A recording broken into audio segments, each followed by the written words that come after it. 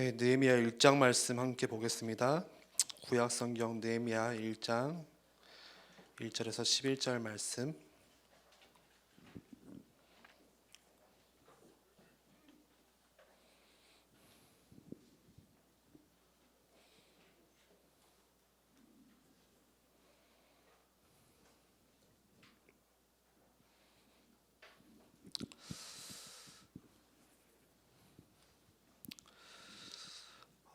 우리 한 절씩 11절까지 한 절씩 저 한 절 여러분 한 절 교독하겠습니다. 하갈의 아들 느헤미야의 말이라. 아닥사스다 왕 제20년 기스를 월에 내가 수상궁에 있는데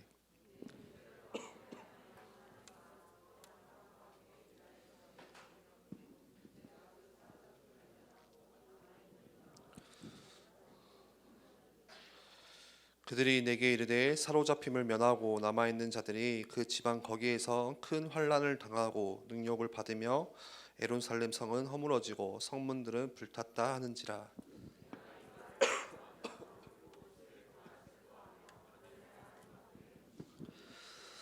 이르되 하늘의 하나님 여호와 크고 두려우신 하나님이여, 주를 사랑하고 주의 계명을 지키는 자에게 언약을 지키시며 긍휼을 베푸시는 주여 간구하나이다.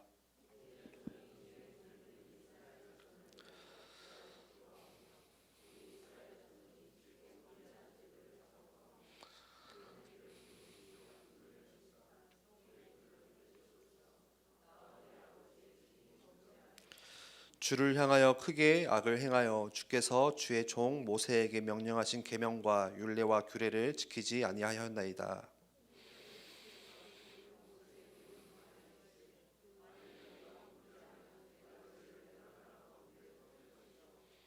만일 내게로 돌아와 내 계명을 지켜 행하면 너희 쫓긴 자가 하늘 끝에 있을지라도 내가 거기서부터 그들을 모아 내 이름을 두려고 택한 곳에 돌아오게 하리라 하신 말씀을 이제 청하건대 기억하옵소서.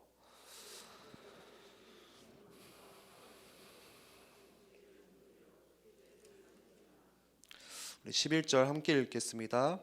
주여 구하오니 귀를 기울이사 종의 기도와 주의 이름을 경외하기를 기뻐하는 종들의 기도를 들으시고 오늘 종이 형통하여 이 사람들 앞에서 은혜를 입게 하옵소서 하였나니 그때 내가 왕의 술 관원이 되었느니라. 아멘.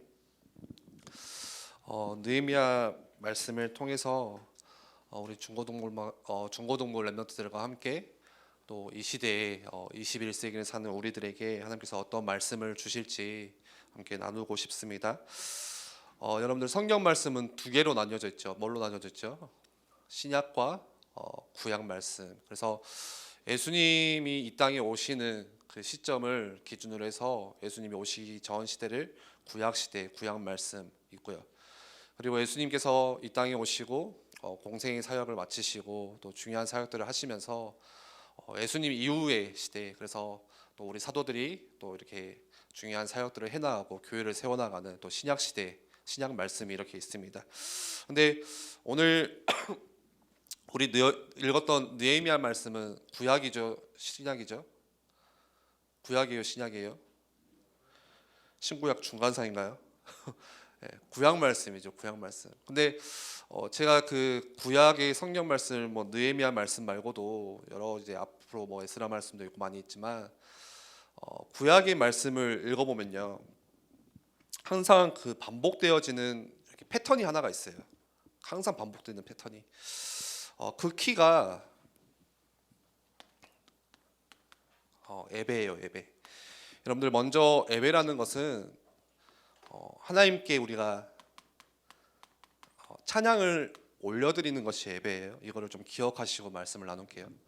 그냥 뭐 앉아서 말씀 듣고 설교 듣는 게 예배가 아니라 나를 구원하신 하나님을 내가 높여드리고 하나님을 찬양하고 하나님을 송축하는 게 예배의 본질이죠.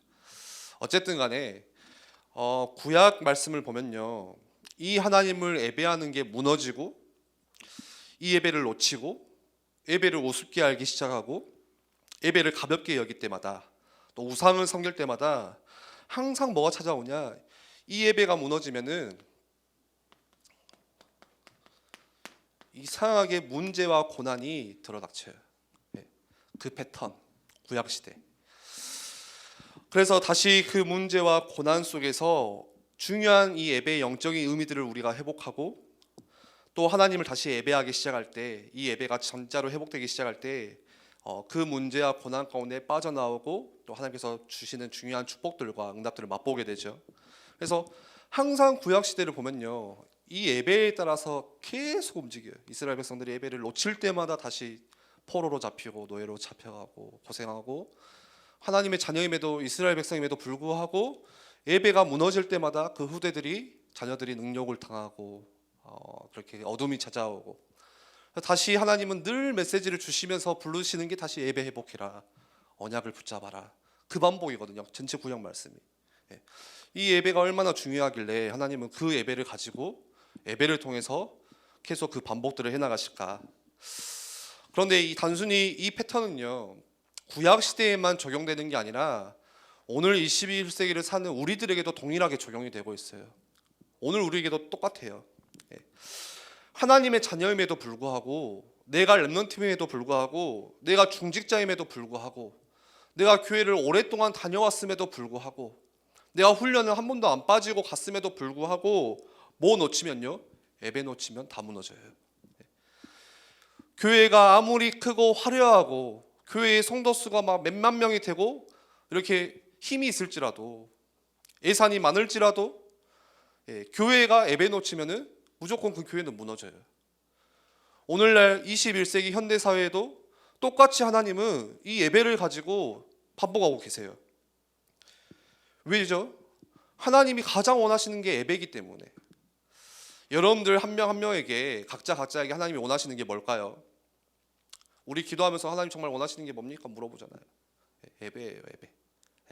내가 뭔가 대단한 많은 일을 하는 게 아니라, 내가 뭔가 큰 일을 하는 게 아니라, 열심히 살아가는 게 아니라, 그것보다 더 중요한 게 진짜 하나님은 뭐 원하시냐?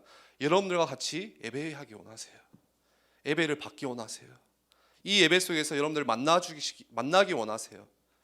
또 이 예배를 통해서 여러분들이 하나님이 찬양받기 원하세요. 여러분들을 통해서. 그래서 많은 사람들이, 오늘날 많은 사람들도 이 예배 놓치니까 얼마나 많은 교회들이 무너지는지 몰라요. 요즘에 많은 크리스찬들이요, 생각해요. 무슨 생각을 하냐?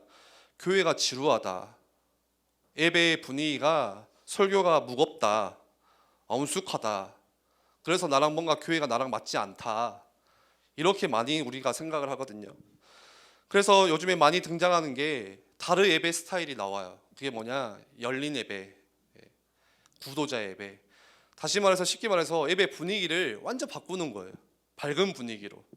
그래서 조명도 막 이렇게 진짜 이렇게 심한 데는 클럽처럼 막 화려하게. 제가 이제 어느 교회를 좀 이렇게 찾아보니까, 유튜브에 찾아보니까 저녁인 줄 알았는데 아침부터 중고등부 막 렘넌트들이 아니라 중고등부 이렇게 아이들과 예배를 드리는데 완전 어둡게 다 불 끄고, 조명이 거의 클럽 조명이야. 막 이렇게 사이키 막 울리면서, 그러면서 하나님을 막 점프하면서 막 찬양을 하거든요. 애들이 거기 오니까 막 뭔가 막 회복이 되는 거죠. 막 스트레스도 풀리고 막 즐겁고 막 이렇게. 구도자 예배. 그래서 분위기를, 찬양 분위기부터 해서 조명이고 하나하나를 다 바꿔요. 다 뒤바꿔요. 심지어 설교 말씀도요. 목사님이 앞에서 주시는 그 말씀도 산뜻한 주제를 가지고 말씀을 나눠요.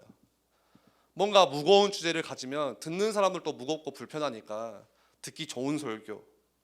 뭔가 내가 오늘 왔을 때 힘들게 왔잖아요. 보통 교회 올 때 힘들게 오잖아요. 그래서 뭔가 목사님이 앞에서 감동과 위로를 주는 그런 애화를 가지고 주는 설교들.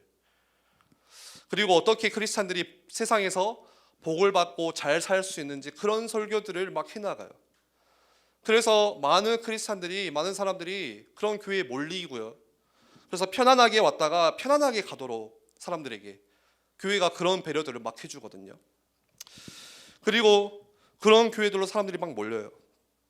근데 중요한 것은 시간이 갈수록 그렇게 대표적인 교회들이 시간이 지나니까 어려워지고 점점 무너지기 시작해요. 정작 중요한 복음은 슬그머니 뒤로 빼고요. 진짜 중요하게 나눠야 될 때 그런 무거운 교리의 말씀, 그런 것들 다 빼요. 지옥에 관해서, 죄에 관해서, 죄책감에 관해서 뭔가 회개에 관해서 그런 설교를 하면은 막 사람들이 듣기 불편하니까 조용히 뒤로 빼요. 예. 그런데 이상하죠. 시간이 지날수록 예배가 무너져요. 사람들이 듣기 편하게 하기 위해서 많이 이 예배에 오기 위해서 그렇게 바꿔나가는데 이상하게 시간이 지날수록 교회는 무너져가요. 이상하죠. 그 결과로 많은 성도들의 교인들의 신앙의 수준이 그릇이 얕아져요. 믿음이 얕아져요. 더 심각한 것은 진짜 세워야 되는 다음 세대, 자녀 세대들이 일어나지가 않고 교회 조치가 오지를 않아요. 점점 주일학교가 감소해요. 1년이 지나고 2년이 지나고 주일학교에 오는 자녀들이 없어져요. 한 통계를 보니까요, 한국교회 앞으로 30년 지나면 주일학교 거의 대부분 사라진다는 통계를 내놨어요. 여기 있는 권사님들은 30년 뒤에 안 계시는 분들도 계시겠죠. 30년 뒤면은 지금 여기 있는 우리 뭐 혜인이나 유빈이 14살, 그 44살 되겠죠. 그러면은 딱 그 부모님 세대예요. 예. 50살 되고 자기 자녀들이 교회를 가는데 교회를 안 가. 여러분들 자녀들이 교회를 안 가요. 30년 뒤에. 그때 이제 아마 발등에 불 떨어질 거예요. 어떻게 해야 되냐. 그때 들었던 말씀이 뭐였지? 막 그때부터 생각하기 시작할 건데, 통계 지금 수치상으로는 그렇게 통계를 내놨어요. 30년 뒤에 성도들, 교인들의 믿음의 수준은 엄청 얕아지고 그 자녀들은 교회를 안 간다. 주일학교 거의 없어진다. 많은 사람들이 교회를 다니지만, 그리고 교회를 많은 사람들이 주일에도 예배를 드리지만 어디에 잡혀 있죠? 교회를 가는 나도, 또 그 예배를 드리는 그 교회도 전부 다 어디에 잡혀 있냐? 여기에 잡혀 있어요. 내가 중요해요. 나 중심, 또 사람 중심. 하나님 중심이 아니라, 이 교회의 주인이 하나님이신데 하나님을 중심으로 모이는 게 아니라 내 중심이요. 내가 좋아야 돼요. 내가 즐거워야 돼요. 오늘 예배를 와서 내가 기뻐야 돼요. 내가 뭔가를 얻어가야 돼요. 나를 기분 나쁘게 하면 교회를 옮겨요. 교회를 떠나요. 내가 중요해요. 그래서 내 기분이 중요하고 오늘 예배하는데 내 감정이 중요해요. 렘넌트들, 저 보세요. 속지 마세요. 많은 렘넌트들이 어디에 속냐? 감정에 속아요. 감정에. 무슨 말이냐? 오늘 내 감정이, 내가 기분 나쁘다고 해서 예배를 안 와요. 가끔 가다가 왜 오늘 예배 안 보인다? 오늘 기분이 좀 안 좋아가지고, 아침에 부모님하고 싸워가지고. 여러분들의 감정 따라서 예배를 드리고 안 드리고 그렇게 돼요. 내가 중요한 거예요. 오늘 우리 느헤미야 말씀을 읽었는데, 아침에 잠깐 영상을 봤듯이 느헤미야 전체 배경을 좀 설명을 해줬는데요, 이스라엘이 왜 포로로 끌려가고 노예로 끌려가냐? 예배 무너지니까. 뭐 때문에요? 나 중심으로. 이 반복이거든요. 이스라엘이 하나님이 택한 백성임에도 불구하고 자기 중심으로 신앙생활하고 내 중심으로 하나님을 예배하고 하다 보니까 점점 우상을 섬기고 자기 맘대로 신앙생활을 하니까 어디에 나라를 빼앗겨 버려요? 바벨론이라는 그 강대국을 하나님이 들어쓰셔서 이스라엘을 심판하세요. 그래서 얼마나 비참하게 끌려가는지 다 짓밟히고 이스라엘 사람들이 다 바벨론으로 끌려가요. 심지어 그 이스라엘 왕은 도망다니다가 잡혀가지고 두 눈이 뽑힌 채 쇠고랑을 차고 바벨론으로 쫓겨 이렇게 잡혀가요. 그 어린 아이들은 다 이렇게 왕이 보이는 데서 칼에 베어가지고 죽임을 당하고, 그리고 그 왕의 눈을 뽑아버려요. 한번 생각해 보세요. 그 나이의 왕이 32살이거든요. 그러면 그 아이가 보통 3, 4살 되지 않았을까, 제 생각에는. 근데 그 왕이 눈 뽑히기 전에 마지막으로 본 장면이 자기 아들이 눈에 보이는 앞에서 칼에 배임을 당하고 죽어요. 그리고 두 눈을 뽑고 잡아가요. 평생 왕 생각에 그것만 생각나겠죠.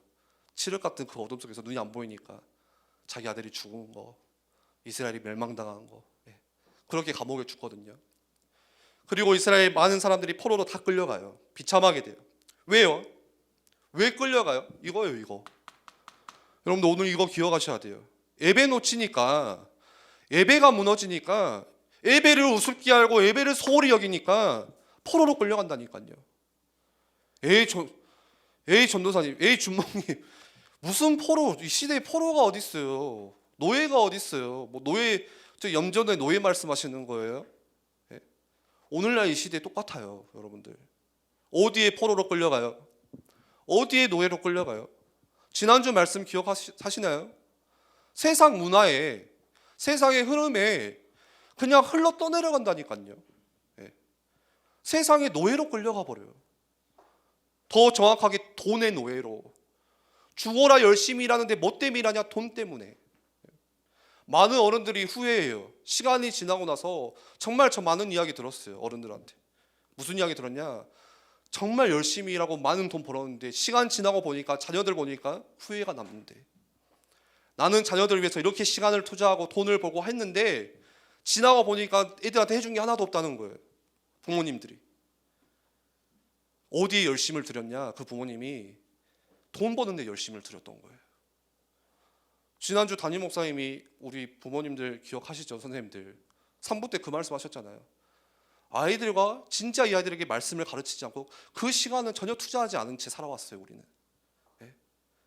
어디에 시간을 다 들였냐? 돈 버는데. 이해해요. 열심히 살았어요. 내가 너 때문에, 내가 지금 이렇게 일하고 열심히 살았다. 네? 정작 시간은 근데 진짜 어디에 보냈냐? 돈 버는데. 그래서 오늘날 랩런트들이, 많은 청소년들이 예배할 길을 우습게 알아요. 예배? 그냥 토요일 저녁 늦게까지 그냥 자다 놀러 가다가 그냥 내일 그냥 예배 한번 갔다 오면 되지 뭐. 그냥 가서 말씀 듣고 오면 되지. 그걸 예배라고 생각한다니까요. 예배가 무너졌어요, 다. 예배가 다 밑바닥에 떨어졌어요. 예배를 우습게 알고 있어요, 우리가. 그래서 어디에 끌려가냐? 나 중심으로 인해서 전부 다 세상 문화 가운데 포로로, 노예로, 물질 중심, 성공 중심으로 그냥 흘러 떠내려가요, 강물에. 오늘 이스라엘 백성이 딱 그러잖아요. 바벨론의 노예로 좀 잡혀가서 죽도록 고생해요. 그런데 그 바벨론이 70년 뒤에 망해요. 왜요? 페르시아라는 신흥 강대국이 일어나서 아주 그냥 바벨론을 삼켜버려요. 그리고 바벨론이 무너지고 거기에 포로로 끌려갔던 이스라엘 백성들이 페르시아의 최초의 정복자 고레스 왕이 다 돌아가라고 칙령을 내려요. 야, 너네 다 그냥 이스라엘 백성으로 다시 돌아가. 풀어줘요, 노예를. 다 돌아가서 다시 성전도 세우고 다시 예배도 드리고. 그래서 오늘 영상 본 것처럼 스룹바벨을 통해서 한 5만 명 정도 되는 사람들이 이스라엘 백성을 1차로 귀환을 해요. 그 바벨론에서, 페르시아에서 다시 이스라엘로 돌아와서. 그래서 가장 먼저 뭐 하냐? 야, 이거 하자. 정신이 든 거죠. 아, 이거 놓치니까, 우리가 성전을 다 무너지니까 이렇게 우리가 노예로 끌려가고 고생하고 있구나. 우리 돌아가면은 당장 내 집 세우는 것부터 하지 말고 성전 예배부터 회복하자. 성전부터 세우자. 그래서 처음 예전에 다윗과 솔로몬을 통해서 세웠던 그 아름다운 예루살렘의 성전을 다시 세워나가요. 그리고 80년이 지나고 2차 기환을 해요. 다시 2차로 또 그 바벨론에 포로됐던 사람들이 다시 돌아와요, 예루살렘으로. 그러면서 율법사였던 오늘 영상에도 에스라가 같이 가거든요. 근데 80년이 지나고 보니까 또 뭐가 무너져 있냐? 또 무너져 있어. 계속 그 80년을 견디지 못하고 또 우상 숭배하고 있어요, 이스라엘 사람들이. 성전은 지어놨는데 예배가 전혀 안 되고 있어요. 성전의 목적은 뭐예요? 하나님의 임재가 담겨있고 예배하는 게 목적인데 그 예배가 안 이루어지고 있는 거예요. 그래서 얼마나 에스라 마음이 답답했는지 다시 이스라엘 사람들 다 모아서 율법서를 낭독하고 하나님께로 돌아와라. 그래서 이 영적인 부흥운동을 회복하고 사람들이 모이기 시작하고 예배를 드리기 시작해요. 그리고 성벽을 지으려고 해요. 여러분들, 성전이 있고 성벽이 있어야겠죠. 지킬 수 있는 성벽. 아, 성벽이 무너지니까 계속 예배가 방해되는구나. 그래서 성벽을 지으려고 하니까 우리가 나중에 느헤미야 말씀을 앞으로 계속 볼 건데요, 방해하는 세력들이 어마어마해요. 그 주변의 작은 나라들이 와서 계속 그 성벽 세우는 거 그렇게 싫어해요. 왜요? 성벽이 세워지면요, 더 이상 자기들이 들어갈 수가 없으니까, 맘대로. 여러분들, 성벽의 의미가 뭐예요? 지키는 거죠. 보호하는 거죠. 오늘날 나도 마찬가지예요. 하나님께서 나를, 고린도서 3장 16절에 나를 성전 삼고 계신대요. 그러면 나를 지킬 수 있는데 뭐가 있어야 되냐? 성벽이 있어야 돼요. 여러분들, 영적인 성벽이 무너지면 어떻게 돼요? 내 마음속에 하나님을 모시고 예배해야 되는 내 성전에 자꾸 이상한 게 들어와요. 세상의 가치관, 세상의 아이디어, 나 중심, 사람들 이야기, 지난주 계속 이야기했잖아요. 누구의 이야기를 듣고 계세요? 계속 들어와요. 그게 내 가치관이 되고 내 소망이 되고 내 꿈이 되는 거예요. 나를 지킬 수 있는 성벽.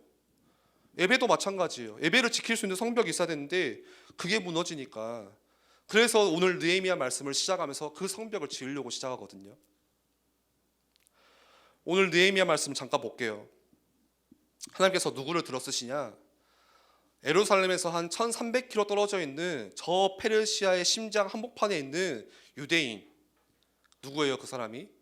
느헤미야. 하나님께서 그 느헤미야 마음을 보셨어요. 그 느헤미야 가슴속에 뭐가 있었냐? 정말 성전을 세우고 싶고 예배를 회복하고 싶다는 그 간절한 강렬한 소망이 하나 있었어요. 그러면서 오늘 우리 읽었던 말씀들을 좀 볼까요? 2절에 보니까 형제들 가운데 하나의 동생 하나니가 느헤미야를 유다에서 찾아와요. 페르시아로. 그래서 이야기를 하기를, 느헤미야가 물어보는 거예요. 야, 요즘에 예루살렘 형편이 어떠냐? 예루살렘 그때 예전에 한 80년 전에 뭐 성전 짓고 예배한다고 하는데 지금 어떻게 하고 있냐? 그러니까 하나니가 동생이 뭐라고 하죠? 느헤미야 그 예루살렘의 소식들을 이야기해 주죠. 큰 환난을 당하고 능욕을 받고 있고 예루살렘의 성은 허물어졌고 성문들은 불탔다 하는지라. 성벽이 무너지니까 어떻게 되고 있어요? 큰 환난을 능욕을 다 당하고 있고 그냥 아무나 들어와서 막 해집는 거예요. 여러분들 집에 담벼락이 없다고 생각해 보세요. 주택 말고 뭐 아파트는 뭐라고 해야 될까요? 여러분들 베란다가 그냥 다 뚫려 있다고 생각해봐. 문짝이 없다고 생각해봐. 집안에 도어락도 없어. 그냥 문이 다 열려 있다. 문이 열려 있는 게 아니라 문이 없다고 생각해 보세요. 그러면 어떻게 돼요? 오늘 제가 그냥 아무 집에나 들어갈 수 있잖아요. 오늘 송이 집에도 들어갈 수 있고, 배고프면 냉장고 열어서 제가 좀 초코파이도 몇 개 꺼내 먹고, 왕준이 그냥 집에 방에도 들어가고 그냥 자다 나올 수도 있고. 문이 없다고 생각을 해보세요. 그냥 아무나 들어오고 도둑놈도 들어오고 다 들어오겠잖아요. 오늘 예루살렘의 형편이 딱 그래요. 성벽이 없으니까, 성문이 다 불타니까 주변의 작은 나라들 계속 뭔가를 얻어가려고 이익을 챙기려고 하는 그런 사람들이 자꾸 와서 공격하고 다음 세대들을 환난당하게 만들고 능욕당하게 만들고 수치당하게 만들고, 제일 중요한 것은 성전의 예배가 전혀 안 되고 있어요. 맨날 능욕당하니까 예배가 되겠어요? 맨날 나는 환난당하고 있는데 예배가 제대로 이루어지겠어요? 그래서 그 형편을 듣고 느헤미야의 오늘 반응이 어떻죠? 저는 오늘 이 1장 말씀을 통해서 뭐를 나누고 싶냐? 오늘 느헤미야가 느꼈던 마음과 내 마음이 뭐가 다를까 도대체? 오늘 느헤미야가 했던 기도와 내 기도는 도대체 뭐가 다르냐? 4절에 보니까요, 느헤미야가 그 소식을 듣고 앉아서 울고 4절에 수일 동안 슬퍼하며 하늘의 하나님 앞에 금식하며 기도하여. 수일 동안 슬퍼하며 울고 금식하며 기도했대요. 그 예루살렘의 형편을 보니까 지금 느헤미야는 페르시아 그 한 복판에 어떤 직책을 가지고 있냐? 왕의 최측근이에요. 술 맡은 관원장. 지금은 뭐 술 맡은 관원장은 직책이 없죠. 그 당시에는 최고의 직분이에요. 왕하고 가장, 왜요? 그 술에다가 누가 독을 탔는지 뭘 탔는지 어떻게 알아? 그러니까 왕이 가장 믿는 사람이에요. 너 하나는 절대 나를 배신하지 않고 내 편. 그렇게 가까이 있는 사람. 성공한 사람이죠. 대단한 사람이죠. 평안한 사람이에요.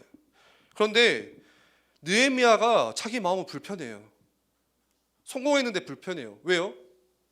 오늘 그 동생을 통해서 들은 소식을 들으니까 성전이 무너지고 성문이 불타고 예루살렘의 많은 예배들이 다 무너지고 있고 사람들이 능욕당하고 있는 그 소식을 들으니까 마음이 불편한 거예요. 저는 오늘 이 말씀을 읽는데 나는 지금 무엇 때문에 슬퍼하고 있을까? 나는 지금 무엇 때문에 울고 있을까? 나는 무엇 때문에 지금 가슴 아파하고 있을까? 나는 무엇 때문에 지금 마음이 불편하나? 그런 생각들을 해봤어요. 느헤미야는요, 제가 말씀을 계속 읽다 보니까 한 가지 딱 연구하면서 발견한 게, 느헤미야는 예루살렘을 가본 적이 없어요. 예루살렘이 어떻게 생긴지를 몰라요. 쉽게 말하면은 그냥 거기서 태어나서 자라온 사람이에요. 근데 생각해 보세요. 그런 사람인데 어떻게 그냥 말로만 듣고 이야기로만 들었던 그런 예루살렘이 무너졌다는 소식을 듣고 슬퍼하며 울면서 금식하고 마음이 아파할까? 그러면서 느헤미야가 기도를 시작합니다. 오늘 우리 제목이 느헤미야에게 기도를 배운다. 여러분들 오늘 느헤미야를 통해서 기도를 같이 배웠으면 좋겠어요. 내 기도와 느헤미야 기도가 얼마나 다른지. 느헤미야의 여러분들 오늘 기도 순서를 좀 기억하시기를 바라요. 그리고 여러분들 기도에 적용하세요. 예. 죄송하지만 여러분들을 뭐라 하는 게 아닌데 실제로 제가 랩런트들 만나보니까 기도를 어떻게 해야 되는 랩런트들이 많더라고요. 어떻게 기도를 해야 될지를 모르는 랩런트들이 정말 많아요. 다시 말해서 기도를 안 하고 있는 거죠. 예. 기도를 하긴 하는데 기도를 안 해요. 이게 참 무슨 말인지 아이러니한테 기도한다고는 해요. 기도해요. 그리고 이상하게 선생님들이 야 기도하자면 기분이 나빠. 그 말 들으면은 뭔가 나는 기도하고 있는데 막 교만한 뭔가 이게 있거든요. 예. 야 하은아 회장님아 우리 진짜 중고등부에서 기도한다 하면은 기도하고 있는데 예를 들어서. 예. 근데 진짜 어떻게 기도해야 될지는 잘 모르더라고요. 뭘 가지고 기도해야 되는지 몰라요. 오늘 느헤미야가 어떻게 기도하냐 5절에 보니까요. 하나님이여 하나님 여호와 크고 두려우신 하나님이여 주를 사랑하고. 예. 가장 먼저 느헤미야가 했던 기도는 아주 중요하게 기도의 대상이 누군지를 알았어요. 내 기도를 들으시는 그 기도의 주체가 누구신지를 알고 기도했어요. 하늘의 하나님, 기도하는데 이 기도를 들으시는 하나님이 어떤 하나님이신지 그거부터 기도했어요. 그분은 어떤 하나님이세요? 크고 두려우신 하나님이시다. 크신 분이시다. 이 세상을 창조하신 창조의 하나님이시다. 이 땅을 지으신 하나님이시다. 그분은 창조주시고 내 기도를 들으시는 분은 능력이 한이 없으신 전능자 하나님이시다. 그 하나님이 지금 나의 기도를 들어주신다. 내 지금 상황은 너무 어렵고 문제는 너무 많고 저 예루살렘 성벽이 다 무너지고 완전 환란당하고 있는데 다 실패했는데 지금 내 기도를 들으시는 하나님은 크신 하나님, 두려우신 하나님, 창조주 하나님, 전능자 하나님. 그러면 괜찮은 거예요. 내 문제가 있어요. 지금 여러분들에게 문제가 있어요. 그런데 그 문제를 가지고 기도하는 그 들으시는 하나님이 누구시라고요? 이런 하나님이시래요. 그러면 문제가 상관이 없어요. 그 하나님이 내 기도를 들어주신다면. 그러면서 뭘 기도하죠? 주를 사랑하고 주의 계명을 지키는 자에게 언약을 지키시며. 그 하나님은 또 어떤 하나님이세요?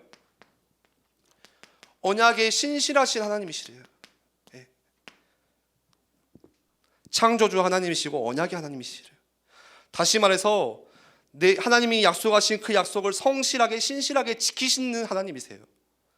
반드시 지키세요. 하나님이 약속하신 것을. 그게 언약 기도예요. 언약 붙잡고 하는 기도예요. 그래서 여러분들 기도를 막 하지 마시고 언약 붙잡고 기도하셔야 돼요. 쉽게 말하면 이렇게 기도하는 거예요. 하나님 말씀하셨잖아요. 하나님이 오늘 중고등부 말씀 통해서 저에게 이런 말씀하셨잖아요. 저 그거 기억합니다. 그거 붙잡고 기도합니다. 그럼 하나님이 어떻게 계실까요?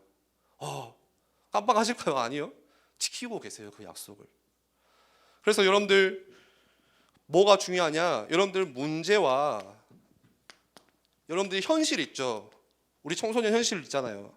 지금 안 되어지는 뭔가 있잖아요. 그리고 하나님 주신 언약 이 말씀을 연결시키는 기도를 하셔야 돼요. 여러분 우리는 어떻게 기도하고 있어요? 내 땅 혼자 와가지고 문제만 주시옵소서 막 기도하거든요. 기도합시다 하면은 자꾸 뭘 달래요. 뭐 주라고. 뭘 줘야 될까 도대체? 언제까지 줘야 만족을 할까 우리는? 여러분들 문제와 자꾸 나를 속이는 현실이 있어요. 이거를 언약과 다 연결시키세요. 하나님 말씀하셨잖아요. 그게 언약을 붙잡고 하는 기도예요. 언약을 붙잡고 하는 기도는 그냥 막 열심히 하는 기도가 아니에요. 하나님이 이렇게 말씀하셨잖아요. 그 약속 의지하고 하는 기도예요. 쉽게 설명하면 만약에 제가 오늘 중고등부 제가 오늘 마치고 아웃백 쏠게요. 끝나고 가지 말고 기다리세요 하면은 벌써 좋아하는 분들이 계시네. 거짓말인데. 그러면은 여러분들 뭐만 하면 돼요? 오늘 전도사님이 아웃백 쏜대. 야 가지마 집에 가지마. 기다리면 돼. 야 집에 가지 말고 잠깐만 있어. 기다려. 그것만 하면 되거든요. 그게 마치 그거와 같아요. 지키는 사람 누구예요? 저예요, 저. 언약 붙잡고 하는 기도가 딱 그거예요. 여러분들 그 약속 붙잡고만 있는데 지키시는 분은 하나님이 그 약속 지키세요. 하나님이 이 말씀하셨잖아요. 그거 붙잡고 우리가 기도하는 거예요. 그리고 또 그분은 어떤 하나님이시죠? 긍휼을 베푸시는 주여 간구하나이다. 우리에게 여기다가 쓸게요. 우리에게 한없는 자비를 베푸시는 하나님이시래요. 저는 그 성경 구절 중에 이 그 구절이 나온 제가 오늘 안 찾아봐서 지금 헷갈리는데 그 구절이 있거든요. 그 어디 구절이지? 신약성경에 내 쉽게 말하면 마음을 아픔을 공감하신다고 말씀하세요. 내 마음을 같이 탄식하시는 성령님이라고 이야기하시거든요. 너무 저는 그 말씀을 보면 은혜가 돼요. 내 와이프도 내 문제를 공감을 못 해줄 때가 많은데 죄송합니다. 저 친한 친구 제가 이로쌤이랑 엄청 친했거든요. 요즘 조금 어색해졌는데 굉장히 막 속에 있는 이야기를 많이 하고 그랬어요. 나누고 하는데 정말 친한 이 친구도 사실 내 진짜의 아픔을 다 공감해 줄 수는 없어요. 심지어 우리 부모님도 내 이런 말할 수 없는, 말을 안 하면 못 하겠죠. 다 공감을 못 해요. 그런데 하나님은 여러분들의 마음을 아신대요. 공감하신대요. 같이 아파하신대요. 내 문제를 가지고 여러분들 누군가 나를 같이 아파해주면 얼마나 힘이 돼요. 사람만 해도 그렇게 되는데 하나님께서 내 문제 이거 하는데 같이 아파하신대. 같이 탄식하신대요. 그래서 나를 위해서 기도해 주신대요. 오늘 느헤미야가 그걸 붙잡은 거예요.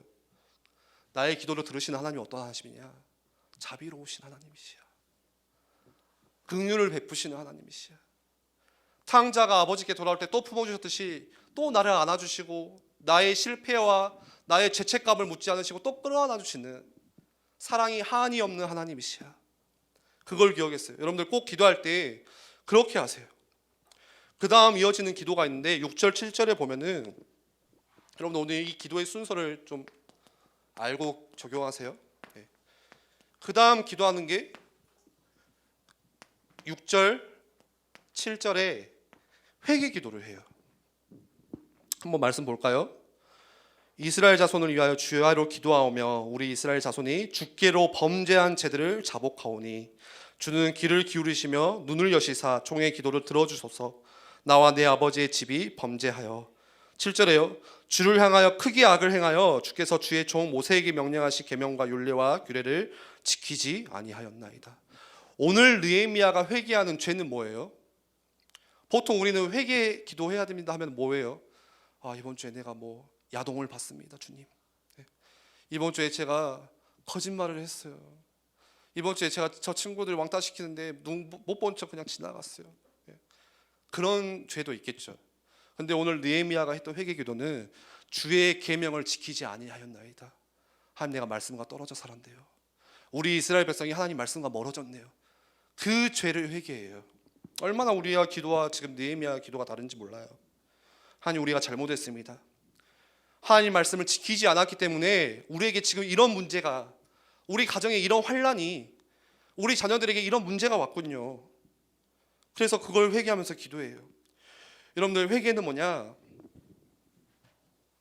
여러분들 죄로부터 돌아서는 거예요. 회개예요.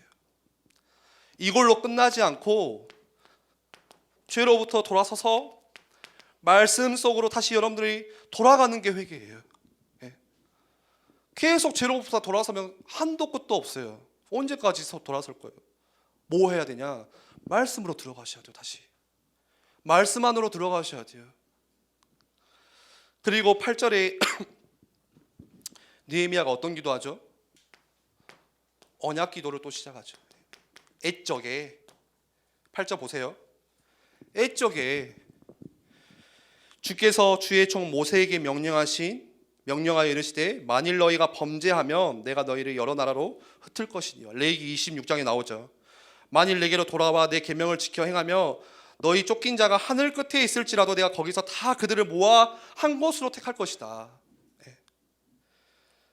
너희가 범죄하면 너희를 여러 나라 가운데 흩을 것인데 다시 돌아오기만 하면, 다시 말해서 주의 말씀을 지키기만 하면 저 하늘 끝에 있는 사람도 내가 찾아와서 다시 모이게 하신다고 하신 그 말씀, 하나님이 약속하셨잖아요. 그 약속 기도, 언약 기도 또 하는 거예요. 하나님이 그 말씀 하셨잖아요. 주의 말씀을 지키며 저 세상 끝에 있는, 저 하늘 끝에 있는 그 자도 돌아오게 하신다. 저는 오늘 이 말씀 읽다가 우리 중고등부에게 좀 적용해 봤어요. 우리 중고등부 랩런트 중에 여러분들 친구 중에 장기 결석자들 있잖아요. 연락이 안 되는 친구들 있어요. 분명히 중학교 1, 2학년 때는 얼굴이 보였는데 고등학교에 가니까 안 보인다. 하나님, 주님 말씀하셨잖아요. 우리가 주의 말씀을 지키고 다시 하나님 앞에 무릎 꿇을 때 저 하늘 끝에 있는 랩런트들도, 저 세상 끝에 있는 랩런트들도 하나님이 다 모아오게 하신다는 그 약속, 저 믿습니다. 그리고 마지막 11절에 어떤 기도하냐, 그러면서 마지막에 우리가 제일 잘하는 거, 간절히 구하는, 간구하는 기도를 합니다. 우리는 뭐 해요? 이거 안 하죠. 패스. 이거 잘 안 해요. 이것도 패스. 내 기도를 들으시는 하나님이 어떤 분이신지 잘 생각 안 해요. 패스. 하이패스도 아니야. 막 다 패스하고 바로 여기로 하나님 주시옵소서 기도하거든요. 여러분들 오늘 느헤미야를 통해서 기도를 배우세요. 기도의 순서를 다시 잡으세요. 이 정도면 솔직히 말해서 중학교 1학년들도 기도하잖아. 얘들아, 혜인아, 그만. 유빈아, 기억할 수 있어. 충분히 할 수 있어요. 11절에 느헤미야가 뭘 간구하죠? 주여 구하오니, 이때 구해요. 귀를 기울이사 종의 기도와 주의 이름을 경외하기를 기뻐하는 종들의 기도를 들으시고 오늘 종이 형통하여 이 사람들 앞에서 은혜를 잊게 하옵소서. 오늘 종이 형통하여 이 사람들 앞에서 은혜를 잊게 하옵소서. 이거 기도예요. 마지막으로 이 사람들이 누구예요? 페르시아 왕. 성벽이 무너졌다는 이 소식을 듣고 이제는 왕 앞에 찾아가서 부탁을 해야 되는데, 뭔가를 부탁을 해야 되는데 하나님 이 사람들 앞에서 먼저 은혜를 얻게 해주시옵소서. 그 기도를 시작해요. 여러분들 오늘 느헤미야를 통해서 이 기도의 순서를 익히세요. 그러면서 마지막으로 여러분들이 세 가지 꼭 기억하시기를 바래요. 하나님이 주신 그 말씀 알죠? 하나님이 만드신 내가 있어요. 여러분들 만드신 나. 그리고 나에게 주신 건 나의 것. 여러분들에게만 허락하신, 보내신 나의 현장이 있어요. 나의 것, 나의 현장. 이 세 가지. 오늘 느헤미야가 마지막에 이거 발견하잖아요. 여러분들 각자에게 맡겨주신 거 있어요. 내 것 있어요. 하나님 만드신 내가 있어요. 여러분들의 성격, 저는 이 성격 너무 싫은데요, 하나님 만드신 거예요. 저 이야기를 잠깐 하면 저는 트리플 A형이에요. 엄청 소심해요. 이 성격을 바꾸고 싶었어. 남들 앞에서 말하는 것도 너무 힘들어했어요. 쉽게 상처받고 쉽게 놀리고 계속 생각해요. 예를 들어서 제 친구가 누가 지나가다 툭 한마디 던지면 그거 때문에 저는 진짜 막 스트레스를 혼자 받아요. 뭐 하나도 제대로 못하고. 중고등학교 때 이런 성격이 얼마나 싫었는지 바꾸고 싶다 하는데 어느 날 깨닫는 게, 하나님이 실수하셨나 나에게? 내 가정, 아버지가 한 3, 4년을 집 나가 계셨어요. 같이 안 살았어요. 제일 중요한 시기 때 아버지의 사랑을 못 받았거든요. 어머니 맨날 일하신다고 나가 계시고, 집에 들어오면 집이 어두워. 집에 그래서 저는 들어가기가 싫어가지고 맨날 이렇게 집 주위를 배회했어요. 우리 집 너무 힘들다. 왜 이렇게 어두울까? 제가 이 이야기는 남들한테 잘 안 했어요. 교회 와서는 그냥 밝은 척 했거든요. 맨날 웃었어요. 그냥 사람들이 그냥 잘 웃는지 알아. 내가 밝은 사람인지 알아. 얼마나 마음은 어두운지. 하나님이 이 가정을 왜 보내셨을까? 하나님이 실수하셨나? 아니더라고요. 언약에 신실하신 하나님께서 나에게 주신 거 있어요. 나에게 보내신 거 있어요. 왜 나를 여기에 보내셨나? 왜 하필이면 하나님이 여기 살게 하셨나? 내가 있는 곳에서 뭐 있냐? 하나님께서 원하시는 거 있어요. 그거 하셔야 돼요. 열심히 뭔가를 하는 게 아니라 오늘 느헤미야가 그거 발견했어요. 왜 하나님께서 나를 페르시아에 보내게 하셨나? 왜 마지막에 술 맡은 관원장이 되었느니라고. 이제 알겠다. 하나님께서 이거 회복하라고 나를 이곳에 보내셨구나. 여러분들 가정에서 왜 이거 회복하라고 여러분들 보내신 거예요? 여러분들 학교에 왜요? 이거 회복하라고 보내셨어요. 여러분들 학교에 여러분들 말고 예배하는 사람 한 명도 없어요. 여러분들 가정에도 마찬가지예요. 여러분들 통해서 예배가 회복돼야 돼요. 하나님이 원하시는 거 다 있어요. 느헤미야 그거 발견하잖아요. 말씀을 정리할게요. 여러분들 21세기 사는 우리들도 예배를 회복하고 교회를 세워간다는 거 너무 중요해요. 성경의 전체 주제는 뭐냐? 구원이에요. 그래서 하나님께서 이 땅에 인간의 몸을 입고 오셨고 십자가에서 우리의 모든 죄를 다하여 죽으시고 우리 죄를 용서하시고 그 일을 오늘 어디에게 맡겼냐? 교회에 맡기셨어요. 그래서 교회는 뭐 해야 되냐? 전도자를 양육하고 세워나가고 훈련시키고 그 다음 후대들이 일으켜 세우고 모든 민족에게 이 그리스도의 복음을 전파하는 거, 그게 우리 교회가 할 일이에요. 교회의 목적이에요. 예. 교회가 단순히 뭐 동아리가 아니에요. 동아리가 그냥 교제하는 곳이 아니에요. 예. 하나님이 이 교회에게 맡겨주신 게 있어요. 그리스도의 복음 생명을 전파하는 일. 예. 그래서 그것 가지고 우리는 이것 가지고 교회를 같이 세워나가는 거예요. 나의 거 나의 현장. 예.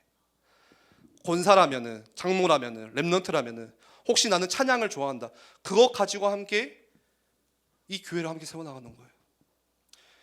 오늘부터 우리 말씀 캠프 할 건데요. 중고등부 너무 중요해요. 캠프는 즐거운 것인데 그렇죠. 캠핑하면 원래 즐거운데 말씀 캠프 통해서 제가 마지막으로 기도 제목 두 가지만 나눌게요.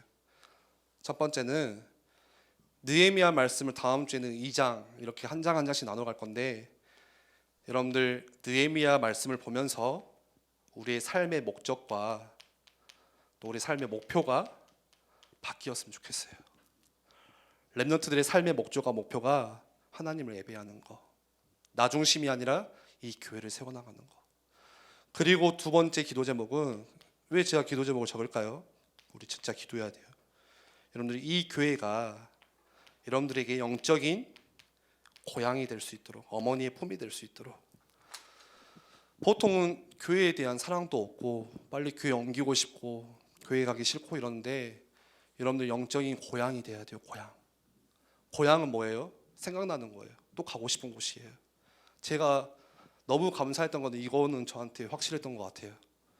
제가 재수할 때, 삼수할 때 엄청 방황하면서 교회를 안 갔거든요. 2년 동안은 교회 예배를 안 드렸어요. 예. 근데 이상하게 마음에 뭔가 좀 걱정이 오고 염려가 오고 문제가 찾아오면은 제일 먼저 생각나는 곳, 여기가 생각나더라고요.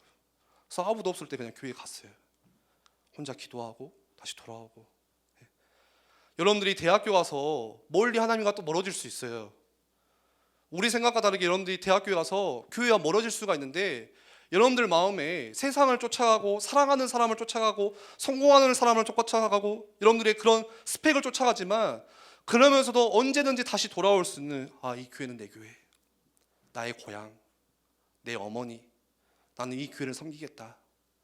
그 마음이 이번 우리 말씀 캠프를 통해서 아주 조금이나마 회복되어졌으면 좋겠습니다.